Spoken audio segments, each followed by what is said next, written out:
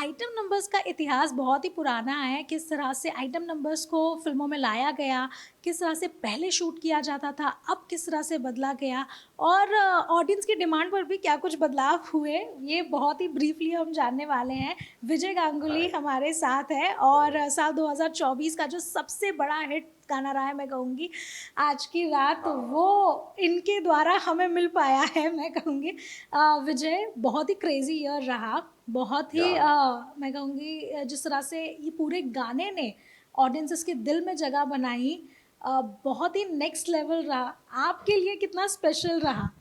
पहले तो बहुत खुशी होती है कि पीपल ऑडियंस ने ये गाने को इतना प्यार दिया। और जब हम गाना शूट भी कर रहे थे तो हमने एक्सपेक्ट नहीं किया था। हमको पता था कि गाना अच्छा होने वाला है। We were working hard, everyone was in it. Tamannaah ने भी बहुत बहुत बहुत मेहनत की। हम लोगों ने भोपाल में जाके गाना शूट किया। मतलब वो कंडीशंस भी ऐसे थे कि रात को 5 डिग्री थी और हम एक्चुअल रियल लोकेशन में शूट कर रहे थे, तो इतनी ठंडी थी। और आप देखोगे जब गाना, उसमें बॉयज़ जो पीछे हैं सब बैचेस थे, और तमन्ना ने भी कपड़े ऐसे पहन रखे थे कि काफ़ी सारे मतलब उसको ठंड भी काफ़ी लग रही थी, but every one came together do that song. और जब वो गाना रिलीज़ हुआ और लोगों ने देखा, और पिक्चर भी बहुत चली, Stree two became the biggest hit of the year, तो वो गाना इतना पॉपुलर हो गया कि अब जहाँ भी जाता हूँ वो गाना जब बजता है। अभी न्यू ईयर में हम लोग घर पे बैठे थे और बाहर कहीं पार्टी चल रही थी और आज की रात ही बज रहा है। एटलीस्ट 2-3 बार बज रहा, तो हम लोग खाली सुन रहे थे। और इतनी like it's such a great feeling that people have appreciated not only the song but my work as well. So it's wonderful yeah. और ना ही सिर्फ फ़िल्म का जो एक गाना रहा, उसको इतना अप्रिशिएट किया, बल्कि इसकी कोरियोग्राफी को, क्योंकि जो जिस तरह से तमन्ना ने उसे बखूबी किया भी और बहुत ही ब्यूटीफुली शॉट भी किया गया है। किस तरह से इसको आपने, मैं कहूँगी कि जब कोई गाना आता होगा आपके पास भी, आप अलग से इसकी कोरियोग्राफी सेट की होगी और फिर ट्रेन किया जाता है। यहाँ स्पेसिफिकली क्या एक अलग बात रही?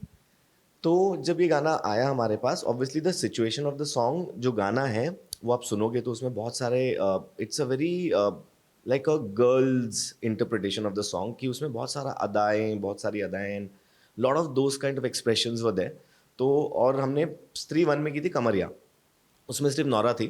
और वो सिचुएशन ऐसा था कि खाली वो अकेली डांस कर रही थी और सब लोग थे वहाँ पर, जो मेन थे वो देख रहे थे उसे। तो हमने कहा अब ये स्त्री टू है, गाना भी काफ़ी बड़ा है, तो अब इसको और एक बड़े स्केल पे लेके जाना है। तो क्या करें? Because in the film no other girl can dance, कोई और लड़की डांस नहीं कर सकती, क्योंकि फिल्म की स्टोरी ऐसी है। अगर लोगों ने देखी है, ऑब्वियसली देखी है, इतनी बड़ी हिट हुई है। तो उसमें कि जो शमा कैरेक्टर है तमन्ना का, वो डांस करती है क्योंकि वो सरकट आके उसे उठा के लेके जाएगा, और ये लोग उसको फॉलो करके सरकटे को के जहाँ भी ले जाते हैं वहाँ पकड़ लेंगे। तो अब लड़कियां डांस नहीं कर सकती, और गाना लड़की का है, अब लड़के डालेंगे तो अजीब सा हो जाएगा, तो बोले करे क्या? तो we were stuck. Then we came up with an idea कि let's use boys and find those boys who can actually interpret the song in that अदा एंड दैट मैनर। तो अब जब गाना देखोगे, आप पीछे आप देखोगे, हमने कंटेम्प्रेरी डांसर्स कहाँ कहाँ से, दिल्ली से, बॉम्बे से, we got them all together, we took them to Bhopal. और आप तमन्ना तो obviously she is danced beautifully, but if you see the boys at the back, I feel that is something very unique, that how they dance, और उन्होंने जैसे वो interpret किया गाने को, तो वो एक बहुत बहुत इंटरेस्टिंग एलिमेंट हो गया गाने में, क्योंकि स्टोरी में वो हमारे पास था। एक चैलेंज आया कि वो स्टोरी में आपको ये आप एक चीज़ नहीं कर सकते, तो अब आप इससे बेटर क्या करोगे? तो that challenge is always good, so that made it happen. And obviously the producer Dino Vijan, he was at it that ये गाने का जो हुक स्टेप है ना, वो it should be very different. तो हमने कुछ 30 या 40 हुक स्टेप के वर्जन्स बनाए। Every time we send it to Dinu sir, he was like कि not working. And Amar Kaushik the director, he would say कि अच्छा है बट और अच्छा हो सकता है। एंड वी ऑल्सो नो कि अच्छा हो सकता है बट और क्या अच्छा हो सकता है। वी वर एट इट, और फिर जाके आई थिंक लास्ट मिनट पे हमको जो ये हुक स्टेप सबको पसंद आया, we all sat together, we got the hook step together, and then the rest is history. आप देखते हो जो हो रहा है वो उतनी मेहनत के बाद हुआ है। बिल्कुल, और हर जगह रील्स में जैसे ही वो गाना आया भी, I would say not even a day, वो हर एक के मुंह पर चढ़ गया था। इतना ब्यूटीफुली उसे गाया भी गया है, पिक्चराइज भी किया गया है और कोरियोग्राफ भी किया है। सो उसी वे में उसे किया भी गया है, मतलब कहीं पे कोई कमी नहीं रह गई है। लेकिन आपसे समझना चाहेंगे, क्योंकि मैं कहूँगी काफ़ी समय, बहुत लंबा समय हो गया आपको भी इस इंडस्ट्री में रहे हुए, और you have been very grounded with this industry since, मैं कहूँगी, चाइल्डहुड एज वेल। सो वहाँ पर, क्योंकि जब आप किसी ऐसे इंसान से मिलते हैं जो कि बहुत ही क्लोजली इंडस्ट्री को देखा होता है, उसने अनुभव किया होता है किस तरह से चेंजेस हुए हैं इंडस्ट्री में, उस पर थोड़ा सा बात करना चाहेंगे।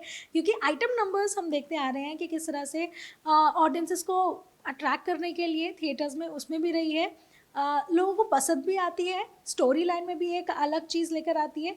इसके बारे में थोड़ा समझना चाहेंगे, क्योंकि किस तरह से शुरुआत हुई, क्योंकि हम देखते हैं कि हेलेन, जिन्हें कहा भी जाता है कि उनका योगदान लेजेंड क्वीन उन्हें कहा गया है, आप किस तरह से देखते हैं इन आइटम नंबर्स को, और जब शुरुआत भी हुई थी, और स्पेशली हेलेन एज वेल? ये पता नहीं आइटम नंबर जो वर्ड है वो कहाँ से आया मुझे नहीं पता, बट इट्स अ सॉन्ग जो ऑब्वियसली एंटरटेन करता है, क्योंकि काफ़ी सारी फिल्मों में ऐसा होता है कि फिल्म की स्टोरी इतनी ये होती है कि वो फिल्म में एंटरटेनमेंट का क्वोशंट डालना पड़ता है। तो काफ़ी सारे पहले ज़माने में आप जब देखते थे फिल्में, उसमें गाने बड़े एंटरटेनिंग वे में आ जाते थे। अभी audience has change a little bit, so the audience wants to see a lot of story more than just entertainment, पर उनको एंटरटेनमेंट भी चाहिए। सो ये जो गाने आते हैं, that works as a like a little relief from what is happening. So if I talk about आज की रात only, in the film it was written in the script. तो जब वो स्क्रिप्ट में लिखा होता है तो वो आई प्रिज्यूम आइटम सॉन्ग, मतलब एक गाना जो है, जैसे फॉर एग्जाम्पल हम जब कर रहे थे जग्गा जासूस, तो I was an assistant director on the film, and I was working on the film for 4 years। तो ये जब गाना आया गलती से मिस्टेक, गाना बहुत अच्छा था, एंड मिस्टर बासु, अनुराग बासु, उन्होंने बोला कि बहुत अच्छा गाना है, इसको शूट करते हैं। तो हमने शुरुआत की उसको शूट करने की। फिर उन्होंने कहा कि नहीं यार, ये गाना बड़ा आइटम सॉन्ग बन रहा है। So that's when I understood what item song is, कि ये गाना फिल्म, अगर ये गाना निकाल दो फिल्म में से, फिल्म को कोई फर्क नहीं पड़ेगा। So my understanding of an item song is that a song which doesn't really move the story forward, but it is entertaining. तो गलती से मिस्टेक जब आई, तो हमने शूट करके उन्होंने पिक्चर से निकाल दी। उन्होंने कहा कि पिक्चर को कुछ हेल्प नहीं कर रहा गाना। अगर आप जग्गा जासूस जिसने भी देखी है, उसमें the song comes at a very random point, कि कटरीना रणबीर को बोलती है कि अच्छा मैं जा रही हूँ अभी, एंड आपका बर्थडे है तो happy birthday, and the song starts, and the whole song happens in a hostel, और गाना खत्म होता है और कहानी आगे बढ़ती है। तो ही वॉज वेरी एप्रिहेंसिव, उन्होंने कहा कि नहीं नहीं, ये तो बहुत, ये नहीं रहेगी फिल्म में। बट जैसे फिल्म बनती गई और ये गाना हम सुनते रहे गलती से मिस्टेक, ही सेड कि नहीं यार, even if it is a item song, it still needs to be there because it is very entertaining. So I think the entertainment of that song and the way it is, वो सालों से चलता आ रहा है, और वो बहुत सालों तक चलता रहेगा हमारे बॉलीवुड में। जैसे वेस्ट में नहीं होता, वेस्ट में वो फिल्मों में गाने नहीं होते, अगर म्यूजिकल होगा तो अच्छा उसमें गाने हैं, बट उन हमारे यहाँ पर गाने बहुत ज़रूरी है फिल्मों में, बिकॉज मैंने एक फिल्म की थी अभी रिसेंटली, इश्क विश्क, उसके गाने बड़े हिट हो गए। तो लोगों ने गाने, उन्होंने गाना देखा, जो भी गाने हिट हुए, और वो गाना देखने फिल्म थिएटर गए फिल्म देखने के लिए। So the song actually bought the audience in the theatres. So now whether you call it a item song और now they call it a promotional song, वो जो भी नाम आप दे दो, बट वो एक एंटरटेनमेंट क्वोशंट है जो हमारे फिल्मों में पहले से है, और वो आखिरी तक रहेगा, वो चेंज नहीं होने वाला है। और इंडिया एक ऐसा देश भी है जहाँ पर म्यूज़िक को, फोक अगर बात की जाए तो बहुत ही स्ट्रॉन्ग बेस है म्यूज़िक का। इतिहास इतना ज़्यादा स्ट्रॉन्ग रहा है, लोगों का अटैचमेंट है, और हम कहते भी हैं कि म्यूज़िक अगर बच्चों को भी कुछ म्यूज़िकल वे में सिखाया जाए तो वो बहुत ही ज़्यादा कैची होता है, वो लोग जल्दी सीख जाते हैं। तो इतिहास तो स्ट्रॉन्ग है, लेकिन ऑडियंसेस को ये अट्रैक्ट करने में कितना हेल्प किया है इसने, ये समझना चाहेंगे। क्योंकि जैसे मैंने कहा अभी कि हेलेन का एक दौर रहा, उसके बाद कैबरे का एक दौर रहा जहाँ वो लोग पोर्ट्रे करने लगे, लेकिन उसके बाद जब शिल्पा शेट्टी का सॉन्ग आया, मैं आई हूँ यूपी बिहार लूट कर, it went all way out. चाहे लैंग्वेज की बात की जाए या फिर जिस तरह से उन्होंने पोर्ट्रे किया और जिस तरह से पिक्चराइज भी किया गया, कितना बदलाव देखते हैं आप उस समय में और इस समय में, और गानों में भी, और आर्टिस्ट के तौर पर भी? एक्चुअली देखने जाए तो इमोशंस चेंज नहीं हुए। जो आप फिल्म में देखते हो, जो इमोशंस आप तभी होती थी कि माँ बेटे का इमोशन होता था, वो आज भी चलता है. रोमांस आज भी आप देखोगे, अगर अच्छा रोमांस है तो आप वो भी देखोगे. So that question, like when you saw Helen ma'am in that time, she was a goddess dancing. तो you saw her because she was so beautiful, she dance so well. और वो एक, शी हैड अ क्लास. तो आप जब वो गाना देखते थे, ऐसे नहीं कि आप सिर्फ जो मेन है वो देखेंगे, औरतें भी गाना देखती थी, बच्चे भी उनका गाना देखते थे. ऐसा नहीं था कि ओ ये ना सिर्फ मर्दों के लिए. तो वो जो एक क्लास जो उन्होंने मेंटेन किया है, आई थिंक वो आज भी लोगों को पसंद आता है. तो अलग अलग तरीके के गाने आते हैं, मतलब बहुत सारे हैं. जैसे टाइम चेंज हुआ है, बट जो again the class of seeing someone beautiful dance, it could be a man, it could be a woman, it could be anybody, that has not changed. और वो I think that is what we go to the cinemas to see. और आजकल क्या हो गया कि वो एक सोशल मीडिया आ गया, फोन पे आपके सब चलता रहता है. तो वो लोग बहुत उस पे बहुत दिखते हैं, more than the film, more than YouTube, more than other channels. लोग उस फोन पे हमारे गाने देखते हैं. तो अब हमें ये देखना होता है कि वो रील में या जो भी आपके सोशल मीडिया पे वो पॉपुलर कैसे होगा. So only that has changed, कि the way we are giving it to people and the way people are consuming it, जैसे लोग अभी उसे देख रहे हैं वो बदल गया है. बाकी सब कुछ वैसा का वैसा ही है. बिल्कुल, और एक ये भी देखने को मिला है क्योंकि पहले जब जैसे हम बात करते हैं आइटम सॉन्ग, तो एक ऐसी आर्टिस्ट होती थी जो कि सिर्फ पर्टिकुलर सॉन्ग के लिए आती थी. और उसमें पहले के ज़माने में ये जैसे ऐसे सब जब गाने बज रहे तो पीछे स्मगलिंग हो रही है या फिर कुछ चोरी हो रही है या फिर हीरो आया है किसी, हाँ दैट वे. अब महबूबा देख लीजिए, देयर इज समथिंग स्टोरी जो पीछे चल रही है. जैसे कि अभी आपने कहा कि गलती से मिस्टेक में ऐसा कुछ था नहीं जो कि स्टोरी से रिलेटेड था, it was completely a different song. रहे ना रहे, जो डायरेक्टर ने कहा कि कुछ उस तरह से फ़र्क नहीं पड़ रहा था, but because it was an entertaining उसे डाला गया. मतलब पहले के ज़माने में इट वॉज समथिंग कि वो गाने के पीछे स्टोरी चल रही है और वो आगे बढ़ाई जा रही है. तो एक आइटम गर्ल आती थी और वो करती थी डांस और चली जाती थी. बट देन इसके बाद हमने देखा कि किस तरह से जो हीरोइन होती थी, पहले हेजिटेशन भी था कि जो हीरोइन होती है वो फिल्म की वो आइटम सॉन्ग करना प्रेफर नहीं करती थी, अलग से एक आर्टिस्ट बुलाई जाती थी. ये बदलाव किस तरह से आया, ये शिफ्ट? क्योंकि एक टाइम के बाद हमने देखा प्रियंका चोपड़ा को करते हुए कि वो फुल फ्लेजेड फिल्म में है भी और आइटम सॉन्ग भी कर रही है. शीला की जवानी, कटरीना कैफ, वो पूरी फिल्म में है और आइटम सॉन्ग भी उन्होंने किया है. अगर आप देखने जाओ तो जो फिल्म की कहानी होती है, जो किरदार होता है, जो कैरेक्टर होता है, क्या वो डांस कर सकता है? वो कहानी में लिखी गई है कि जैसे फॉर एग्जांपल वापस मैं स्त्री पे आता हूँ, स्त्री 2 पे. अब श्रद्धा कपूर आज की रात नहीं कर सकती थी. Her character was not someone who could do आज की रात. अगर आप वो कराते, लोग बोलते कि ये कुछ गड़बड़ है. That's why the character of Shama came in. तो इसलिए उसने वो किया. फॉर एग्जाम्पल अभी हमने एक फिल्म की जिगरा. तो जिगरा में we had done a song where in the end credit Diljit Dosanjh का एक गाना आया, जो आलिया के साथ दिलजीत का एक गाना हमने किया. उससे फिल्म को एक नया आर्टिस्ट भी मिला, एक एंड क्रेडिट सॉन्ग भी मिला, और एक अच्छा आर्टिस्ट जब आपकी फिल्म के साथ जुड़ता है तो लोगों को देखने की एक चाह भी होती है कि यार अच्छा आर्टिस्ट है, चलो ये फिल्म देखते हैं. सो that I think is the same what has happened. Item song कर सकती है या फिर फुल फ्लेजेड जब फिल्म में भी होती है, क्योंकि पहले कहीं ना कहीं रिफ्रेन भी करती थी क्योंकि कैटेगराइज कर दिया गया था कि अगर ये आइटम सॉन्ग है तो आइटम गर्ल है. जैसे Rakhi Sawant, she was titled as item girl, और फिर उनको उसी तरह के रोल्स मिलने लगे सिर्फ एक आइटम सॉन्ग के लिए. नोरा फतेही हमने देखा कि एक शिफ्ट मिल जाता है उनके करियर में. पहले आई थिंक पहले ज़माने में क्या था कि it was very different for heroines to be in films. Like women to be in films was a, like I am talking about बहुत पहले का. Women to be in films was a thing कि अरे आप heroine हो, आप फिल्मों में जा रहे हो, तो वो बहुत अच्छी चीज़ नहीं है, you know, for ladies to be in film. So that I think has change over a period of time, and today people have accepted it.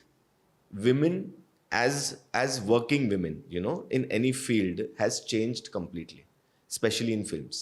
So जब हीरोइन आप देखते हो फिल्मों में, और वही अगर आपको वो डांस कर रही है या वो अगर आप आइटम सॉन्ग बोलो, आज वो खटकता नहीं है. आज इट इज़ नॉट लाइक कि हम कुछ कम कर रहे हैं या हमें नहीं करना है, कोई और करेगा. You know, there is no specialization for that kind of a thing. It is just again entertainment. तो अगर आप एंटरटेन कर रहे हो लोगों को और लोगों को मजा आ रहा है and they want to see you, it is all about popularity at the end of the day. तो आप मतलब वही है कि दैट्स हाउ इट गोज. बिल्कुल, जो डर्टी पिक्चर में कहा गया है, entertainment entertainment entertainment. Correct. That is all we believe in. That is all we believe in. और सिल्क स्मिता की भी जो कहानी उसमें दिखाई गई है, उसमें भी कुछ यही स्टोरी अगर आपने देखी है तो वही बताइए. Absolutely, हाँ वही मतलब पहले जैसे सिल्क स्मिता थी, there was a lot of skin show. So a lot of heroines didn't want to do skin show. आज it is not, I mean things have changed rapidly. आज ऐसा नहीं है कि अरे आपने थोड़ा सा लो कट पहन लिया तो my God you know, it's normalized today and people are okay with it. So it's not looked down upon. सबको लगता है कि ये ठीक है. You know, obviously you can't cross a limit. तो अगर आप वो एक अच्छे तरीके से आप कर रहे हो तो I think then everything is justified.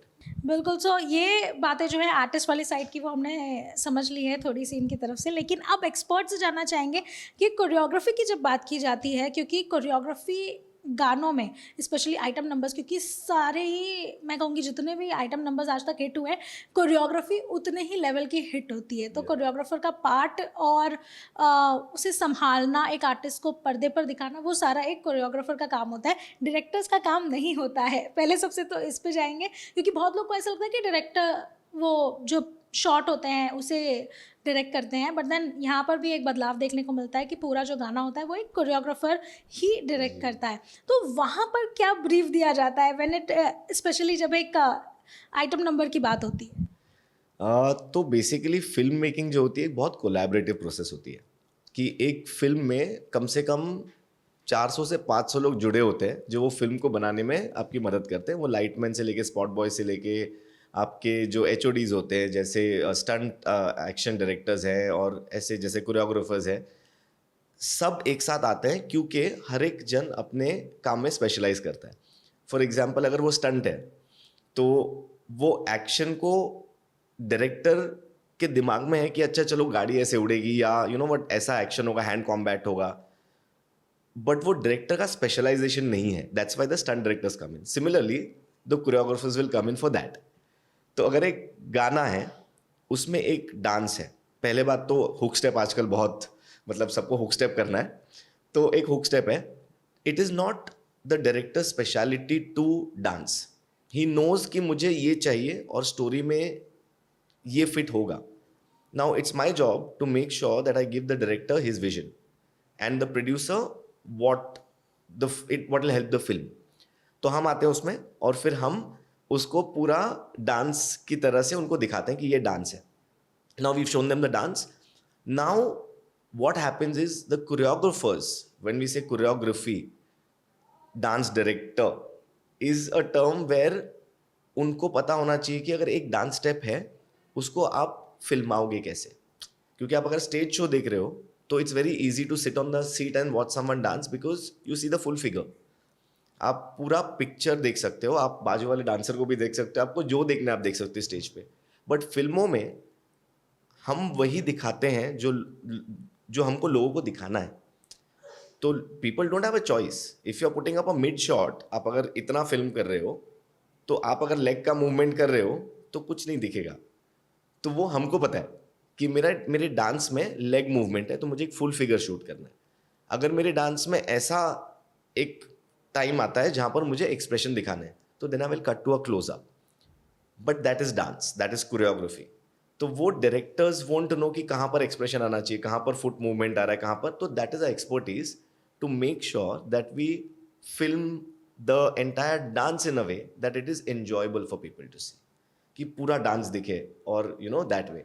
So then the collaboration happens where the director says you know what, it's looking good, yeah, this is not going with my story, or something is not working. Then the director comes in and tells us. Nahi to they are there and they are watching the shoot happen and they also actually enjoy. I've seen a lot of directors who are very collaborative कि वो expression में भी बोलेंगे यार ये expression ना better हो सकता है, सो हम हाँ यार बेटर हो सकता है तो उसको और बेटर करते हैं.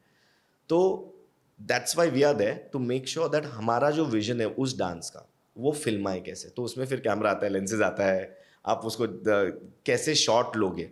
Like you know if it is just the camera is just in one place in your dancing, after a point you won't enjoy it much. So if the music is rising and the camera is also moving and going close to the character, you will start enjoying it. You'll be like, हाँ, some there's always a feeling. Like आप फिल्में देखते हो, आप हंसते हो, रोते हो, गाने देखते हो, आप enjoy करते हो, आप सीट पे भी कभी कभी डांस करने लगते हो, गाना अच्छा होगा तो ऑब्वियसली. तो तो वो feeling is very important to create. So we have over the years discovered कि as choreographers कि वो feeling बहुत ज़रूरी है. तो वो hook step तो है ही obviously, सबको वो डांस replicate करना है, बट पूरा वो 3-3.5 मिनट का गाना आपको बैठ के देखना है और वो enjoy करना है. So that is where we come in and we take the reins in our hand और हम फिर वो करते हैं. और पर्टिकुलरली जब एक आइटम नंबर शूट होता है, क्योंकि बहुत ही अलग माहौल होता है. जैसे अगर आज की रात की बात की जाए तो हम देख सकते हैं किस तरफ से एक लड़की है और बाकी सब जगह सारे लड़के हैं, और फिर उसे ग्लैमराइज भी करना, थोड़ा सेंशुअल भी ऐड किया जाता है, क्योंकि that is the essence of that song. So वहाँ पर किस तरह से आप उसे शॉट ली जाती है, या फिर वहाँ पर how do you make the artist comfortable as well? See, it depends on the song also, the film also, and what is the tone of the film.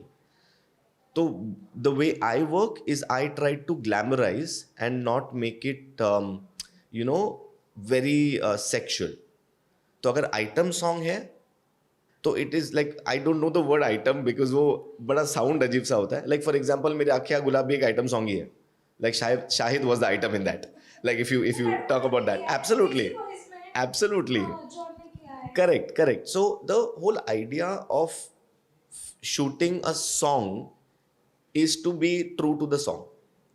अगर वो अखिया गुलाब है जहाँ पर शाहिद डांस कर रहा है, उसके डांस को हम कैसे ग्लोरीफाई करें. So we don't need to have him in a ganji or shirtless and keep dancing. His dance is so beautiful कि आप देखोगे, आप बोलोगे wow, this is fantastic, I love watching Shahid dance, for example. Similarly, when a girl is dancing and it needs to be a performance or stage show or something like that, उसमें it depends on what the costume is. If the costume, for example, I did Taras नहीं आया with Sharvari, she's got a toned body, and she looks fantastic even if she wears something very like short and you see the abs and she's very toned. So why not show it off, and we are like कि, let's make her look beautiful. The class should be maintained. वो cross नहीं होना चाहिए.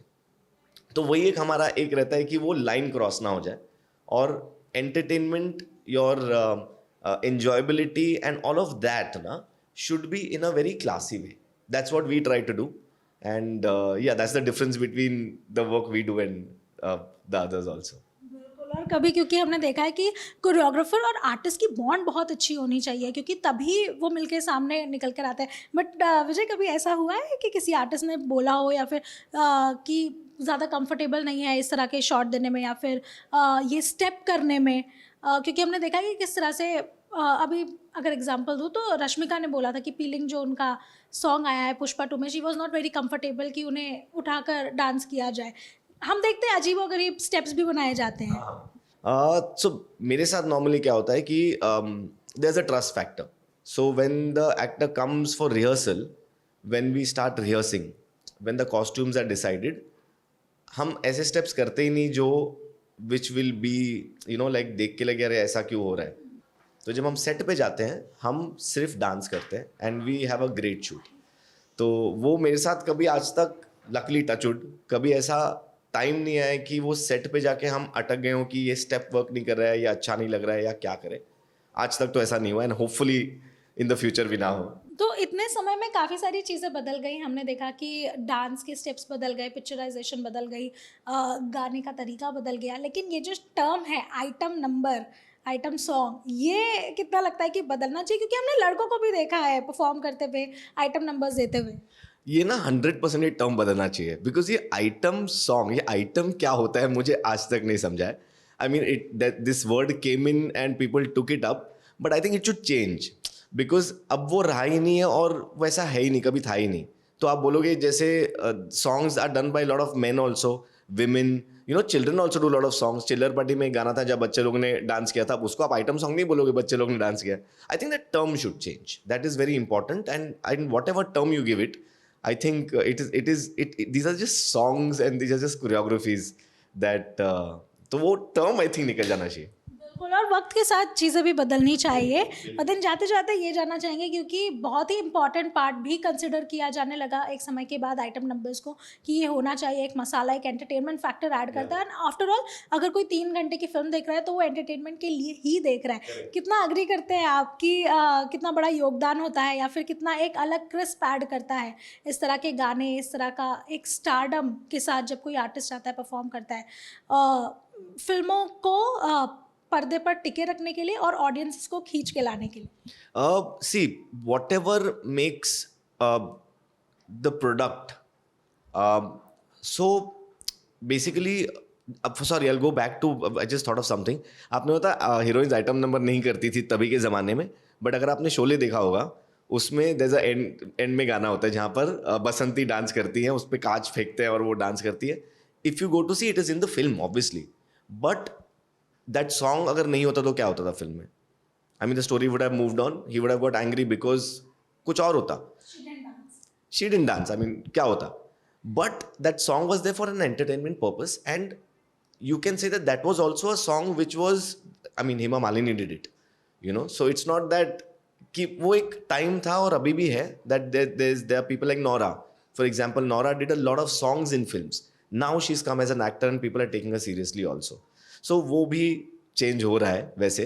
हाँ, sorry, आप कुछ बोल रहे थे। बिल्कुल, वही सवाल रहा कि आपको क्या लगता है कि कितना योगदान रहता भी है ऑडियंसेस को थिएटर्स में खींच के लाने के लिए? आई थिंक गानों का बहुत योगदान है हमारे कंट्री में, और हमारे not only Bollywood but even south, everywhere लोग गाना सुनते हैं और उनको there is something that the song does to them. Like if the songs are a hit, you must have noticed कि वो फिल्म में डेफिनेटली थोड़ा ज़्यादा बिजनेस करती है. आज के ज़माने में वो मतलब वो हिट फ्लॉप नहीं होता, बिजनेस ज़्यादा होता है. तो गानों के वजह से लोग थिएटर में डेफिनेटली जाते हैं. अगर फिल्म अच्छी होगी तो वो फिल्म चलती है, but songs play a big role in our country for people to come to the theatres to watch a film. ये आई थिंक कभी चेंज नहीं होगा और होना भी नहीं चाहिए, क्योंकि हमें काम मिलता है. तो या सो आज की रात 2024 का तो सबसे बड़ा हिट रहा था. विजय से जान लेते हैं कि अगला हिट गाना कब देने वाले हैं. ये सबसे डिफिकल्ट क्वेश्चन है, क्योंकि हमें कुछ पता नहीं होता कौन सा गाना चलेगा, कौन सा गाना नहीं चलेगा, लोगों को क्या अच्छा लगेगा, क्या नहीं अच्छा लगेगा, वो गाने की रिलीज़ की टाइमिंग करेक्ट होगी नहीं होगी, कुछ नहीं पता है. So I think everything depends somewhere on luck as well. आप मेहनत करते रहो तो हम करते रहते हैं. ये साल में भी 25 में हमने बहुत, अभी जो शूट ऑलरेडी कर लिए काफ़ी और कुछ करने जा रहे हैं. मेहनत बहुत करते हैं हम. अब वो चले या लोगों तक पहुँचे या what happens to that, that's the songs destiny, that's the films destiny.